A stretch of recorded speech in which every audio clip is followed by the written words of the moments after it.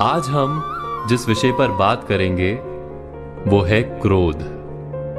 क्रोध वो भावना है जो हमारे सारे जीवन को घेर कर रहता है। क्रोध को ना उम्र की मर्यादा है, ना ही ज्ञान की। कब, कहां और किस कारण से क्रोध पैदा हो जाए वो कोई नहीं जानता। और जब क्रोध जन्म लेता है तो तुरंत ही विचार करने की शक्ति खो जाती है। बुद्धि पर अंधकार छा जाता है। वर्षों के संबंध पल भर में टूट जाते हैं। सारा जीवन बिखर जाता है। किसी भी कारागार में जाकर देखिए, अधिकतर अपराधी क्षण भर के क्रोध का दंड भोगते हुए दिखाई देंगे, पर फिर भी हम क्रोध पर अंकुश नहीं लगा पाते। बार बार हम क्रोध ना करने का प्रण तो लेते हैं, पर बार बार हमसे क्रोध हो जाता है। ये क्रोध वास्तव में क्या है, क्यों जन्मता है और क्यों अंकुश में नहीं रहता? उदाहरण के लिए आप एक बालक को देखिए। उसे किसी वस्तु की इच्छा होती है और उस समय अगर उसे वो नहीं मिलती या कोई उसे भयभीत करता है तो वो प्रतिक्रिया देता है। बालक की प्रतिक्रिया क्रोध है, क्योंकि बालक निर्बल है, निसहाय है। बालक अपनों से बड़ों को अपने वजूद का एहसास, अपने अस्तित्व की प्रतीति करवाने का प्रयास करता है क्रोध के माध्यम से।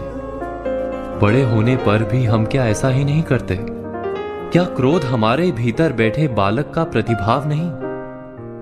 अर्थात क्या क्रोध वास्तव में केवल बालक जैसे व्यवहार का नाम नहीं? जब अहंकार को घाव होता है, जब भय लगता है, जब कोई वस्तु हमें प्राप्त नहीं होती, तब हमें क्रोध आता है, ठीक किसी बालक की भांति। हम जानते हैं कि आईने के सामने खड़े होकर मुंह बनाने का खेल बालकों को शोभा देता है, बड़ों को शोभा नहीं देता। फिर भी हम बालक की भांति क्रोध करना बंद नहीं करते।